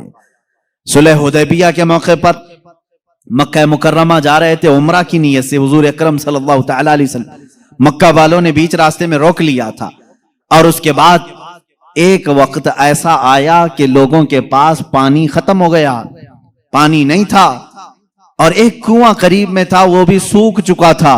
वो कुआं आज भी मक्का में मौजूद है, हमने उसकी जियारत की है। आप इन सऊदियों ने 4 साल पहले शायद एक कंपनी को ठेके में दे दिया और उस कंपनी के अंडर अब वो कुआं है, अभी उसे खत्म नहीं किया गया। तकरीबन 14 सदियों पुराना कुआं आज भी मौजूद है। वो सूखा हुआ बिल्कुल सूख चुका था। हुजूर पाक सल्लल्लाहु ताला अलैहि वसल्लम ने कुल्ली फरमाई और कहा उस कुएं में डाल दो। सहाबा कहते हैं हमने उस कुएं में पानी डाल दिया, थोड़ा सा कुल्ली का पानी था, कुआं लबालब भर गया। पानी से इतना भरा कि जितने लोग थे सबों ने उस कुएं से पानी पिया भी, वजू भी किया, जिसे गुस्ल की हाजत थी गुस्ल किया, अपने जानवरों को भी पिलाया। एक सहाबी से पूछा गया आप लोग कितने थे उस वक्त? वो कहते हम 1400 लोग थे, लेकिन मेरा यकीन है कि अगर 1 लाख होते तो भी पानी कम ना पड़ता। और उसके बाद वो कुआं कभी सूखा नहीं, आज भी पानी उसमें मौजूद है। और एक कुआं बीरे शिफा जिसको कहते हैं, उसके मुतालिक मैंने ये सुना है कि वो निहायत ही खारी पानी, कड़वा पानी जानवर भी नहीं पीते थे। अल्लाह के नबी सल्लल्लाहु ताला अलैहि वसल्लम बदर से वापसी के मौके पर उसमें अपना लुआब पाक डाला, वो पानी आज भी मीठा है, आज भी मीठा है। इन सऊदियों ने उसमें सीमेंट भर दिया, डामर डाल दिया, तारकोल डाला, केमिकल डाला, उनके एतबार से ये शिर्क है। ये सब सुन्नी लोग आते हैं तबर्रुक समझ करके इस पानी को निकालते हैं, इसकी कोई असल नहीं, इसकी कोई सनद नहीं, इसका कोई सबूत नहीं।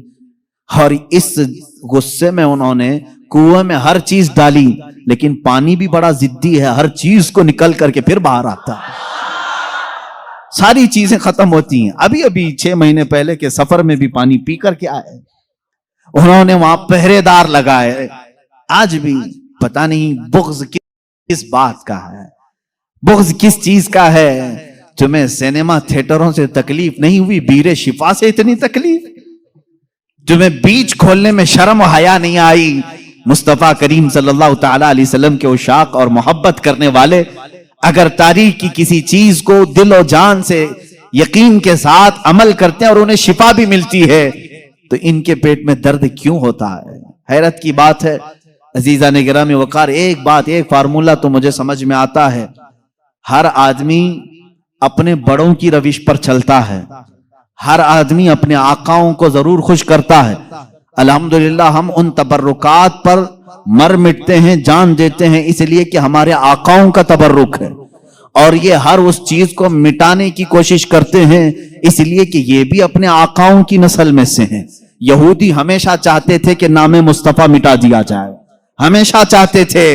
तौरात में खुरच खुरच करके नाम निकाले इन्होंने, लेकिन आला हज़रत फाजिल बरेलवी रज़ियल्लाहु ताला अन्हु ने यह फरमाया, तू घटाए से किसी के न घटा है न घटे, जब बढ़ाए तुझे अल्लाह ताला तेरा। मिट गए मिटते हैं, मिट जाएंगे आदा तेरे, न मिटा है न मिटेगा कभी चर्चा तेरा। हुजूर पाक सल्लल्लाहु ताला अलैहि वसल्लम की कोई चीज तुम तारीख से नहीं मिटा सकोगे। बहरहाल रिज्क में बरकत और उसात के बेशुमार मौजज़ात हैं। एक बार तो कमाल की बात है, मकाम ज़ोरा पर हुजूर पाक सल्लल्लाहु ताला अलैहि वसल्लम तशरीफ फरमाए। यहां सहाबा कहते हैं हमारे पास पानी फिर खत्म हो गया। पानी कुछ भी नहीं था, ना कुआं करीब में था, कुआं था तो कुल्ली फरमाई, कुएं का पानी बाहर आया। हजरत मूसा अलैहिस्सलाम का मौजज़ा याद होगा आपको, आपने लकड़ी से पत्थर पर मारा एक मर्तबा, 12 चश्मे बाहर निकले। कुरान पाक में है, कुरान ने फरमाया फनफजरत मिन हुस्नता अशरत आइना, 12 चश्मे पानी के निकले थे। और इसलिए कि उनकी उम्मत में 12 कबीले थे, 12 कबीलों के लिए 12 चश्मे निकल गए। किस चीज से मूसा अलैहिस्सलाम ने मारा? अपने असा से। किस पे मारा? पत्थर पे। पत्थर से 12 चश्मे निकले। मुस्तफा करीम सल्लल्लाहु ताला अलैहि वसल्लम सफर में, सहाबा तशरीफ लाए, शिकायत की पानी की। अल्लाह अल्लाह, मैं यहां पर अकीदे पर कुर्बान जाऊं सहाबा के, उनसे क्यों नहीं कहते पानी बरसाना पानी देना अल्लाह का काम है। वो सहाबा हुजूर के पास बार बार क्यों आ जाते थे? खाना नहीं है तो हुजूर के पास, पानी नहीं है तो हुजूर के पास, बीमारी है तो हुजूर के पास। इसलिए कि उन्हीं सहाबा का अकीदा बरेली के इमाम ने लिया है, जिनका कहना था शाफियो नाफी हो तुम, वाफियो काफी हो तुम, दर्द को कर दो दवा, तुम पे करोड़ों दुरूद, आंख अता कीजिए उसमें जिया दीजिए, जलवा करीब आ गया तुम पे करोड़ों दुरूद। वो मांगने के लिए आते थे मेरे आका सल्लल्लाहु अलैहि वसल्लम की बारगाह में, और जिन्होंने कहा रसूलुल्लाह से मांगना हराम है, माअज़ल्लाह रब्बिल आलमीन, उनको अल्लाह ताला ने ऐसों का मोहताज बनाया, दर दर की ठोकरें खाते हुए आज भी जलील खार है। इसीलिए मेरे इमाम ने कहा है, जो तेरे दर से यार फिरते हैं, दर बदर यूं ही खार फिरते हैं, दर बदर यूं ही खार फिरते हैं। हमें फख्र है इस बात पर, हम मोहताज हैं तो मदीने के ताजदार के रसूल करीम सल्लल्लाहु ताला अलैहि वसल्लम से मांगेंगे।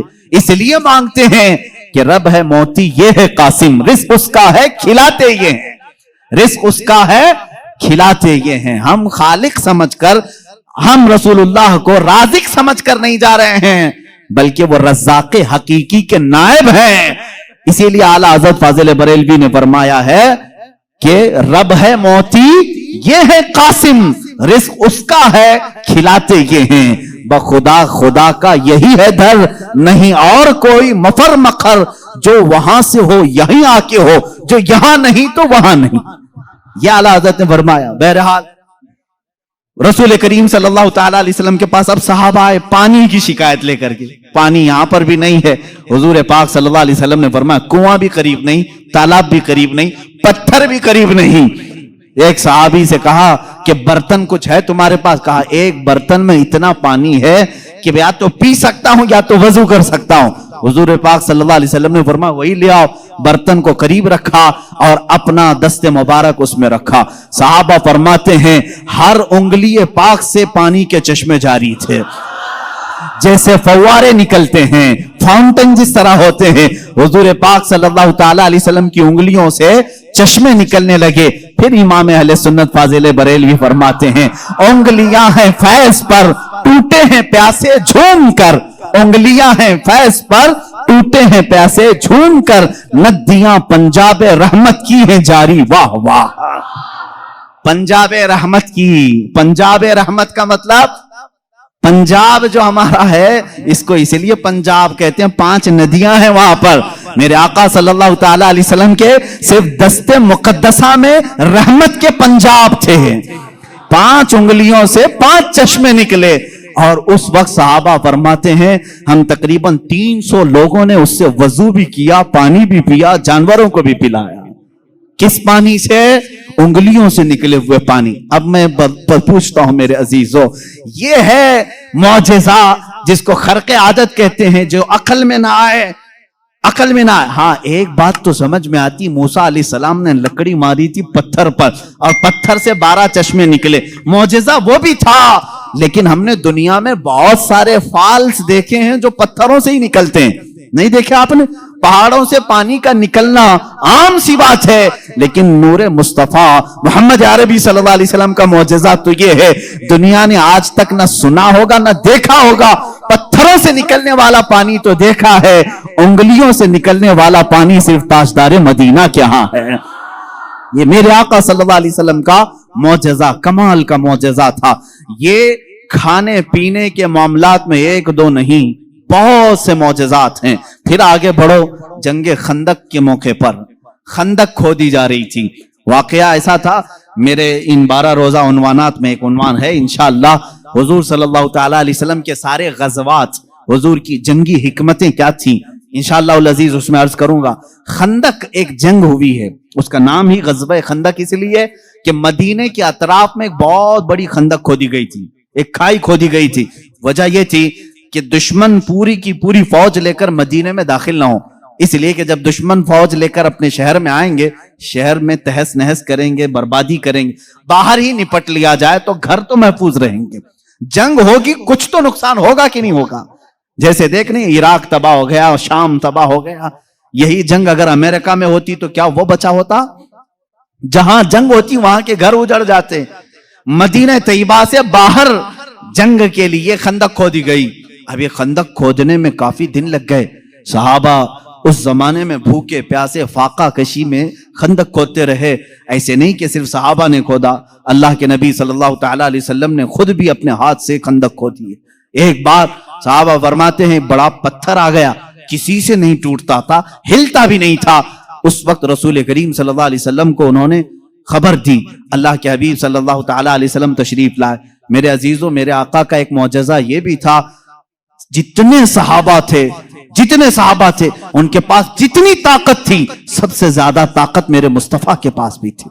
हुजूर पाक सल्लल्लाहु ताला अलैहि वसल्लम ने अपने जमाने के नामवर पहलवान अबू दुजाना या कुछ और नाम है मैं भूल रहा हूं, हुजूर सल्लल्लाहु ताला अलैहि वसल्लम ने उसके साथ कुश्ती लड़ी, जिसको पूरे अरब ने कभी नहीं पछाड़ा था।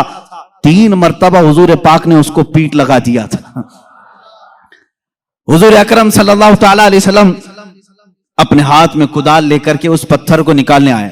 एक उस पर मारी जरब, चिंगारी उछली और रोशनी आई। अल्लाह के हबीब सल्लल्लाहु अलैहि वसल्लम ने फरमाया अल्हम्दुलिल्लाह। दूसरी मारी, फिर कहा अल्हम्दुलिल्लाह। तीसरी मर्तबा वो पत्थर टूटकर टुकड़े हो गया, निकल गया। सहाबा ने पूछा कि हुजूर, हर आपने पत्थर पर जब भी कुदाल मारी चिंगारी निकली, आपने जुबान से कुछ कहा? कहा, जब पहली मर्तबा मैंने कुदाल मारी, मैंने देखा ईरान फतह हो चुका है। कुदाल यहां मदीने में मारी जा रही है और खबर ईरान के फतह होने की दी जा रही। दूसरी कुदाल मारी, हुजूर पाक सल्लल्लाहु ताला अलैहि वसल्लम ने फरमाया यमन फतह हो चुका है। बाज रिवायात में अलग अलग मुल्कों के नाम मुझे मिले। बहरैन के महल्लात को फतह होते हुए मैंने देखा। हुजूर अकरम सल्लल्लाहु ताला अलैहि वसल्लम ने 3 ज़रबों में उस पत्थर को खत्म कर दिया और उसी वक्त ईरान के, मुल्क रोम के और बहरैन के फतह होने की बशारतें दी। यहां तक एक हदीस में है कुस्तुनतुनिया, इस्तांबुल के फतह होने की खबर दी, जो हुजूर पाक सल्लल्लाहु ताला अलैहि वसल्लम के विसाल के 800 साल के बाद फतह हुआ और अल्हम्दुलिल्लाह इस्लाम के जेरे नगी आया। जहां जहां की खबरें हुजूर ने दी थी, सब मुल्क फतह हुए। आज भी वो दायरा इस्लाम में है, आज भी मुसलमानों के जेरे नगी हैं। अब यहां पर जो मौजज़ा हुआ, एक तो पत्थर का टूटना और गैबी खबरें देना, दूसरी बात हजरत जाबिर रज़ियल्लाहु ताला अन्हु, एक अजीज सहाबी थे। वो आते हैं अपनी बीवी से कहते हैं, मैं देख रहा हूं अल्लाह के नबी सल्लल्लाहु अलैहि वसल्लम पेट पर पत्थर बांधे हुए। क्यों बांधा जाता था उस वक्त? इसलिए कि पेट अगर ढीला रहे, भूख की शिद्दत से बार बार ख्वाहिश खाने की होती रहे, उसको टाइट कर लिया जाए तो बार बार भूख न लगे। ये उस वक्त मामूल रहा होगा। अल्लाह के नबी सल्लल्लाहु अलैहि वसल्लम ने भी अपने पेट पर पत्थर बांधे। हजरत जाबिर कहते मुझसे देखा नहीं जा रहा है, इस हालत में मेरे आका काम भी कर रहे हैं। जाबिर रज़ी अल्लाह ताला अन्हु का घर वहां से करीब था खंदक के। उनकी बीवी से उन्होंने कहा कुछ खाने को हो तो बना दो। उन्होंने कहा घर में थोड़ा सा आटा है, जौ का आटा है, उसकी चंद रोटियां बनेंगी, 4 या 5 रोटियां बनेंगी, और एक बकरी का बच्चा है 6 महीने का होगा, बस इतना है। कितने लोग खा सकते हैं आप ही देखें। कहा इतना ही ज़बह कर, मैं रसूल पाक सल्लल्लाहु अलैहि वसल्लम को, हजरत अबू बकर को, हजरत उमर को, और मैं रहूंगा, मेरे घर वाले रहेंगे, खिला देंगे। वो आए, कान में आकर के हुजूर से कहा या रसूल अल्लाह सल्लल्लाहु ताला अलैहि वसल्लम, घर में एक छोटा सा बकरी का बच्चा है, हमने ज़बह किया है, थोड़ा सा आटा है, आप अबू बकर उमर घर पर तशरीफ लाएं। अल्लाह के नबी सल्लल्लाहु अलैहि वसल्लम ने दावत कबूल कर ली। कहा जाबिर जाओ तुम खाना बनाओ, लेकिन जब तक मैं ना आऊं हांडी चूल्हे से ना उतारो और रोटियों के टुकड़े ना करो। हुजूर पाक सल्लल्लाहु अलैहि वसल्लम की ये बात सुन करके वो जाने लगे थे। अभी हुजूर ने पलटकर जितने सहाबा थे कहा ए मेरे सहाबा, जाबिर के घर में सबकी दावत है, चलो। जाबिर के घर में दावत, 1500 सहाबा थे, 1500 सहाबा। हजरत जाबिर घबरा गए, दौड़ते हुए आए, अपनी बीवी से कहा ए खातून बड़ा गजब हो गया, मैंने 3 को दावत दी थी, हुजूर ने 1500 को बुलाया है। उनकी शरीक हयात एक सहाबिया थी, तवक्कुल के आला दर्जे पर थी। पूछती हैं ए जाबिर आपने बुलाया है या रसूलुल्लाह ने बुलाया है? हजरत जाबिर कहते मैंने किसी को नहीं बुलाया, रसूलुल्लाह ने बुलाया है। कहते फिर फिक्र छोड़ो, जिन्होंने बुलाया वही खिलाएंगे, जिन्होंने बुलाया वही खिलाएंगे। हमको इस बात की क्या फिक्र है, हमें तो खाना बनाना है, वो आएंगे, जिसको उन्होंने दावत दी वो खिलाएंगे। हमने 3 को दावत दी, हम 3 को खिलाएंगे, रसूल ने जितनों को दावत दी वो उनको खिलाएंगे। ये खातून का अकीदा देखें, सहाबिया हैं। हजरत जाबिर रज़ियल्लाहु ताला अन्हु फरमाते हैं घर मेरे आका तशरीफ लाए, घर में बैठने की जगह भी 10 लोगों की थी, 10 लोग बैठ सकते थे। अल्लाह के हबीब सल्लल्लाहु ताला अलैहि वसल्लम तशरीफ लाए और उस हांडी को जो चूल्हे पर रखी हुई थी, कहा इसको उतारना नहीं, उसमें अपना लुआबे पाक डाला और उसके बाद फरमाया निकाल कर देते जाओ। हजरत जाबिर कहते हैं 10-10 लोगों का खाना निकालता था, रोटियां दस्तरखान पर बिछाई जाती थी। शाम हो गई, 1500 सहाबा खा लिए, अभी मेरी हांडी में आधा खाना बाकी ही रहा। ये मौजज़ा है मेरे आका सल्लल्लाहु अलैहि वसल्लम का। रिस्क में वुसअत और बरकत सिर्फ लुआबे पाक से। जो बराबरी का दावा करते हैं वो भी अपने घर की हांडियों में थूक के दिखाएं, तुम्हारे घर वाले ना खाएं। मुस्तफा करीम सल्लल्लाहु अलैहि वसल्लम जिस पे लुआब लगा दें, 1500 जलीलुल कद्र सहाबा खाएंगे भी और हांडी में बचा भी रह जाएगा। अजीजान गिरामी, बराबरी का दावा ना करो, वरना थूकोगे तो मर जाओगे। तुम्हारे घर में कभी जहर ना हो जाए तुम्हारे थूक में, थूकोगे तो बच्चे मर भी जाएंगे। बहरहाल ये मौजज़ा एक ही नहीं पेश आया, 3-3 मौजज़े यहां पर आए, 3-3 मौजज़े। हजरत जाबिर के घर में तन्हा हुजूर पाक सल्लल्लाहु ताला अलैहि वसल्लम दावत के लिए आए भी। उसके बाद दूसरी बात ये भी हुई, उनके घर में एक हादसा हो गया था। उनके घर में हादसा ये हुआ, बकरी को ज़बह किया था बाप ने, हजरत जाबिर ने, उनके 2 बच्चे थे, दोनों बच्चों ने देखा और बड़े बच्चे ने छोटे बच्चे को बुलाया, आ मैं तुझे दिखाता हूं अब्बा बकरी को ज़बह कैसे कर रहे थे। छुरी लिया और छोटे बेटे को ज़बह कर दिया, गला काट दिया। और जैसी खून निकलने लगा, मां ने देखा, घबराई, बच्चे को पकड़ने के लिए कि चाकू उसके हाथ में थी, वो दौड़ता हुआ छत पर चढ़ा और पांव फिसला, छत से गिरा, नीचे गिरते ही सर पर चोट आई, वहीं फौत हो गया। एक साथ 2 बच्चों का इंतकाल किस वक्त, जिस वक्त हुजूर की दावत घर में हो रही। हजरत जाबिर को मालूम नहीं था, वो खाना बनाने का हुक्म देकर चले गए थे, यहां दोनों बच्चे फौत हो चुके थे। लेकिन उस वफाशियार खातून के जज्बे को हजारों सलाह। दोनों बच्चों की लाशों को उठाई, घर के एक कोने में लेकर आई और उन पर चादर डाल दिया। कहा आज मैं न रोऊंगी न चीखूंगी, इसलिए कि मेरे घर रसूल खुदा तशरीफ ला रहे हैं। मैं अपने गम को उस दावत पर भारी होने नहीं दूंगी। मेरे अजीज, किसी माँ का कलेजा अगर बर्दाश्त कर सकता है अपने बेटे की मौत का गम, तो मुझे बताओ दुनिया की कोई ऐसी औरत। ये वो औरतें थी जिनके मुतालिक कुरान ने कहा रदियल्लाहु अन्हुम व रदू अन। अल्लाह इनसे राजी हो गया और ये अल्लाह से राजी हैं। ये खातून चादर ओढ़ा करके दोनों बच्चों की लाश पर रखी हुई हैं। मेरे आका सल्लल्लाहु अलैहि वसल्लम जिस वक्त घर में आए, खाने के लिए दस्तरखान पर जब बैठे, आपने लुक़मे उठाए, उसके बाद हजरत जाबिर से कहा, जाबिर तुम्हारे बच्चे नहीं दिखते, कहां हैं? वो बीमार थे। बीवी से आकर के कहा, खातून कहां हैं बच्चे? खातून ने कहा वो सो रहे हैं, वो सो रहे हैं, आप जाएं। हुजूर पाक सल्लल्लाहु अलैहि वसल्लम के साथ बैठे हैं। वो आए, कहा हुजूर वो आराम कर रहे हैं, सो रहे हैं। हुजूर पाक सल्लल्लाहु अलैहि वसल्लम ने फरमाया जाओ उनको ढूंढ लाओ। दोबारा आए, खातून से कहा कि बच्चे कहां हैं? कहा आपको मालूम था वो बीमार थे।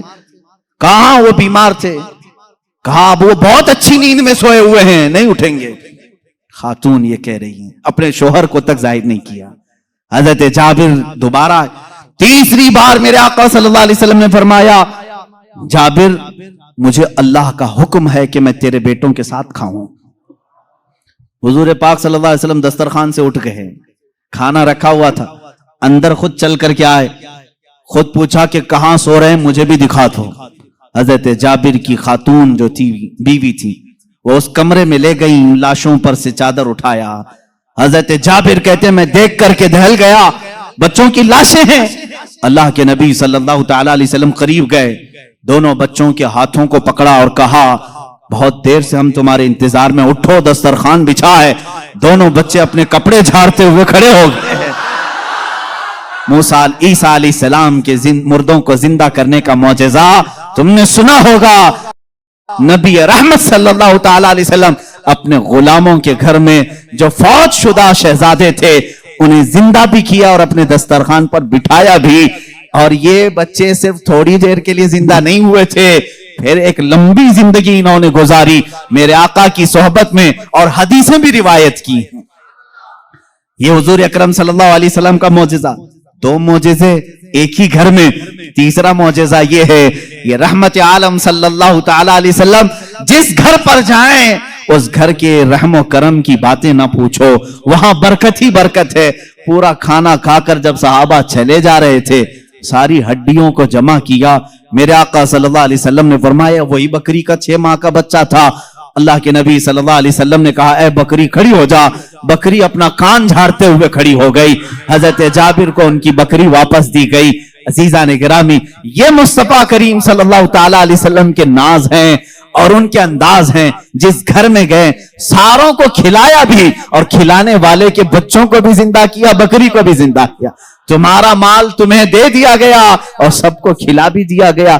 रिस्क में वसाअत व बरकत के एक दो नहीं बेशुमार मौजज़े हैं अल्लाह के नबी सल्लल्लाहु ताला अलैहि वसल्लम के। मेरे अजीजों, इनके अलावा जो मौजज़ात बड़े हैं, जिसको शक्कुल कमर का मौजज़ा कहा गया है और रद्दे शम्स का मौजज़ा कहा गया है। शक्कुल कमर चांद के टुकड़े कर देना, रद्दे शम्स सूरज को फेर देना, ये बड़े मौजज़ात में से है जिनके तज़किरे अहादीस की किताबों में है और सही अहादीस में मौजूद है। मक्का मुकर्रमा में भी जादूगर थे, लोग जादू समझते थे। उस वक्त अल्लाह के नबी सल्लल्लाहु ताला अलैहि वसल्लम से कई लोगों ने जिन जिन मौजज़ात का सवाल किया, हुजूर पाक ने वो उन्हें करके दिखाया, करके दिखाया।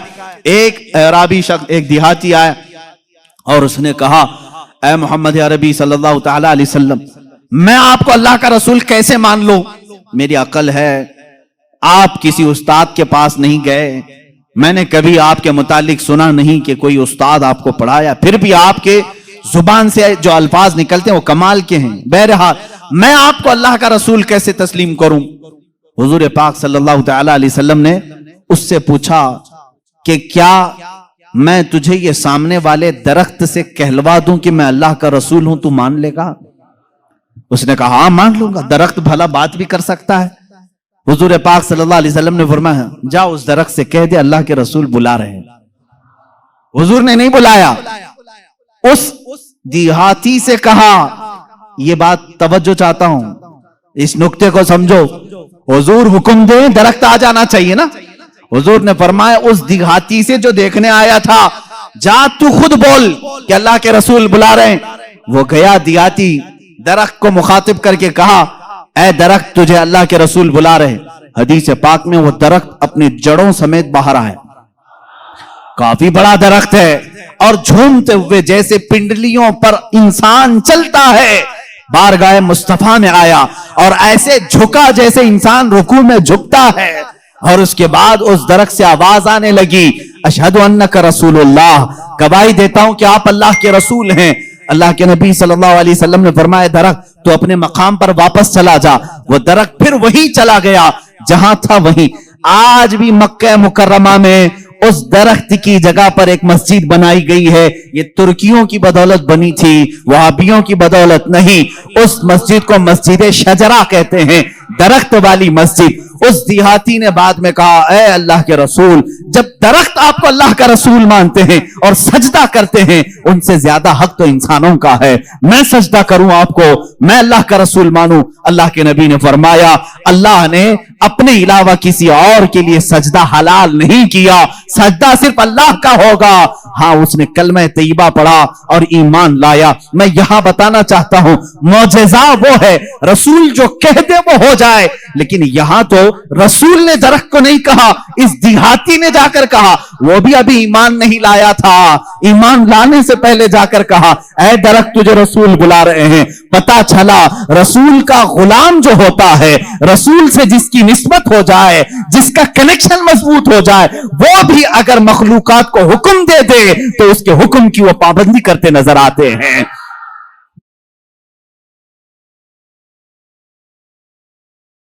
या अल्लाह या रहमान या रहीम दिल माराकुल मुस्तकीम बिहक़्क़ि इय्याका नअबुदु व इय्याका नस्तईन। मालिक व मौला परवरदिगारा करीमा कारसाज़ा, तेरी दी हुई तौफीक से हमने जो कुछ भी पढ़ा और जो कुछ भी बयान किया और सुना, सब पर हमें अमल की तौफीक अता फरमा। हमारे इस जलसे पाक को अपनी बारगाह में शरफ़ कबूलियत अता फरमा। ए रब्बे करीम, इस जलसे ईद मिलादुन नबी को हमारी नजात का जरिया बना दे, हमारी बख्शिश का सामान बना दे। ए अल्लाह, हम सब के गुनाहों का कफ़ारा बना दे। जितने बच्चे, बूढ़े, जवान, मर्द, ख़वातीन इस जलसे पाक में हाजिर है मौला, इस जलसे से निकलने से पहले सबकी बख्शिश का ऐलान फरमा दे। अल्लाह, नाम मुस्तफ़ा के लिए हाजिर आए हुए ये चेहरे हैं, इश्क़ मुस्तफ़ा की भीख मांगते मौला, हमारे दिलों से हुब्बे दुनिया को ख़त्म फरमा दे, हमारे दिलों पर दूसरों का रौब और खौफ ख़त्म फरमा दे। अल्लाह करीम, इस दिल को तेरे दरबार में पेश करते इसमें इश्क़ मुस्तफ़ा अता फरमा दे। अल्लाह, हमारा दिल धड़कता रहे तो तेरे नबी पाक के नाम से धड़कता रहे। हम सबको नामों से मुस्तफ़ा के सिपाहियों में शुमार फरमा। अल्लाह, इस पूरे इलाके को मरकज़ इश्क़ रसूल बना दे। अल्लाह, हमारी नस्लों में क़यामत तक आशिकाने मुस्तफ़ा पैदा फरमा। हमारी औलाद को, हमारी नस्लों को, हमारे ख़ानदान को बदअक़ीदा और गुमराह होने से महफूज फरमा। या रब्बल आलमीन, या अकरमल अकरमीन, जिस तरह इन्होंने इस जलसे को सजाया है, इनको और हम सबको हमारी कब्रों को सजाने की तौफीक अता फरमा। अल्लाह, हम सबकी कब्रों को रोशन फरमा दे। या रब्बल आलमीन, या अकरमल अकरमीन, हमारी माओं, बहनों, बच्चियों, बेटियों, बहुओं, बीवियों, सबको हमने तेरे हवाले कर दिया। उनकी इज्जतों की हिफाजत फरमा। अल्लाह करीम खुदा, हम सब में जो बीमार है उन्हें शिफा अता कर दे, जो भी औलाद है उन्हें साहब औलाद बना दे, और जो कर्ज में डूबे हुए उनके कर्जों में आसानियां अता कर दे। अल्लाह, जो बेरोजगार है उन्हें हलाल रोजियां अता फरमा, जो नाहक मुकद्दमे और जेलों में हो उनको आजाद फरमा दे। ए करीम खुदा रहमान रहीम, मौला तेरे दरबार में आखिर में ये इल्तिजा है, न जाने ये आंखें कब हमेशा के लिए बंद हो जाएं। इन आंखों के बंद होने से पहले एक बार तेरे हबीब पाक के चेहरे की जियारत नसीब फरमा। ऐ अल्लाह, दुनिया में हर आफत से बचाना मौला, उक़बा में न कुछ रंज दिखाना मौला, बैठे जो दरे पाक पैगंबर के हुजूर ईमान पे उस वक्त उठाना मौला। कुछ ऐसा कर दे मेरे किरदगार, आंखों में हमेशा नक्श रहे रूए यार आंखों में। उन्हें न देखा तो किस काम की है ये आंखें, कि देखने की है सारी बहार आंखों में। अल्लाह, हमारी दुआओं को तेरे हबीब पाक के नालैन के सदक़े कबूल व मकबूल फरमा। इन्नल्लाह व मलाइकतहु युसल्लूना अलन नबी या अय्युहल्लज़ीना आमनू सल्लू अलैहि व सल्लिमू तस्लीमा। अल्लाहुम्मा सल्लि अला सय्यिदिना मुहम्मदिन मअदनिल जूदि वल करम व आलिहि व अस्हाबिहिल किराम व इब्निहिल करीम व बारिक व सल्लिम। दअवाहुम फीहा सुब्हानक अल्लाहुम्मा व तहिय्यतुहुम फीहा सलाम व आखिरु दअवाहुम अनिल हम्दुलिल्लाहि रब्बिल आलमीन। जब दमे वापसी हो या अल्लाह, जब दमे वापसी हो या अल्लाह, लब पे जारी हो बस ला इलाहा इल्लल्लाह मुहम्मदुर रसूलुल्लाह। एक ऐलान मेरी तरफ से, जुलूस ईद मिलादुन नबी सल्लल्लाहु अलैहि वसल्लम आएगा तो है नौजवानों, पूरी दुनिया आपको देख रही होगी। मेरा ये बयान हर आशिक रसूल तक पहुंचे, पूरी दुनिया उस वक्त आपके चलने फिरने के अंदाज को देख रही होगी। बड़े बड़े डीजे लाना और उस पे गानों की धुन की तरह थिरकना इस्लाम में हराम है, हराम है, हराम है। और एक हराम काम से अपने नबी पाक की मिलाद नहीं मनाई जा सकती। याद रखो, तुम अगर अपना एंटरटेनमेंट करना चाहते हो तो किसी और जगह जाकर करो, मिलाद मुस्तफा को बर्बाद ना करो। मेरी ये गुजारिश है हर नौजवान को, आप सुन्नत मुस्तफा सल्लल्लाहु अलैहि वसल्लम में मलबूस हो जाए और खूब खुशबू लगाए, खूब खैरात करे और नारे भी हो, हुजूर की नातें भी हो सब जगह, लेकिन डीजे के जरिए से या उस दिन नशा करके दूसरों को तकलीफ पहुंचाना और अपने जिस्म को तकलीफ पहुंचाना अल्लाह के नबी सल्लल्लाहु अलैहि वसल्लम को ईजा देने के बराबर है। हुजूर तो ये फरमाते हैं, तुम्हारे तलवों में कांटा भी चुभे तो उसका दर्द मुझे होता है। आप अंदाजा करो, उम्मत मुस्तफा हो और हुजूर पाक को ईजा देना और दर्द देना आपका मजहब नहीं हो सकता।